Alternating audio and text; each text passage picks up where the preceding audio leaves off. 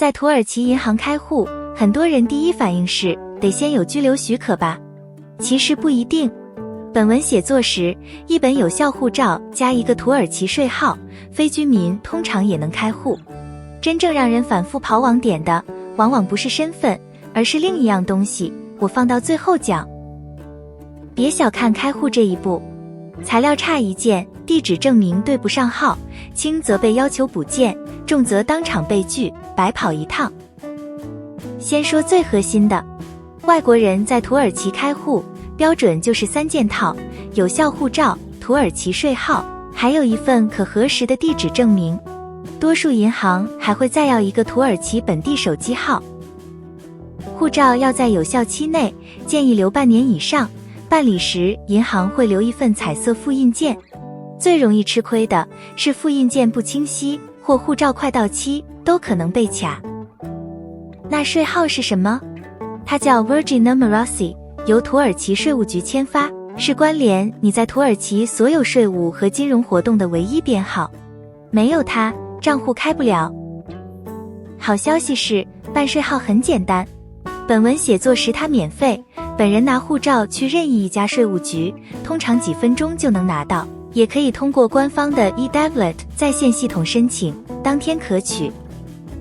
但注意，是否收费、在线申请、对哪些国籍开放，属于税务局的规定，可能随系统更新变化，实际以官方最新口径为准。那办好税号，是不是就能随便挑银行？没这么简单。非居民能不能开，能开哪些国籍，并不是全国统一的。每家银行会根据 BDDK 银行监管局和 MOSAC 反洗钱机构的合规要求，自己做风控判断。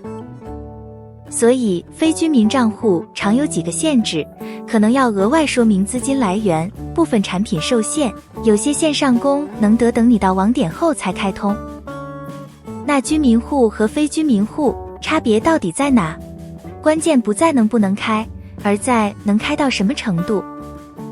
持有居留许可 AKMIT 或已在土地登记局 TAPU 完成房产过户的人，通常被视为居民户，能开完整的里拉和外币账户、本地借记卡、网银和手机银行，将来办信用卡、房贷也更有基础。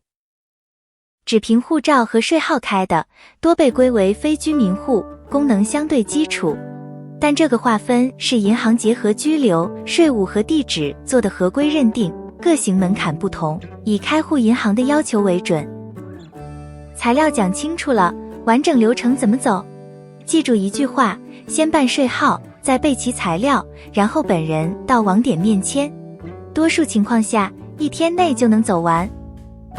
顺序大概是：第1，办税号；第2，办一张土耳其本地手机卡；第3，备齐护照、税号、地址证明，有居留许可也带上；第4，选定银行到场签字；第5，领借记卡，激活网银。有一点要特别提醒，土耳其开户目前基本要求本人临柜，现场签字，很难全程线上完成。从材料齐备到账户可用，通常是当天到几个工作日。好，回到开头那个悬念，最容易被拒的到底是什么？答案是材料不齐，地址无法核实，资金来源说不清，还有一个特别容易被忽略的，没有土耳其本地手机号。银行在 MOSAC 反洗钱框架下审得很严，有疑问宁可多问一步。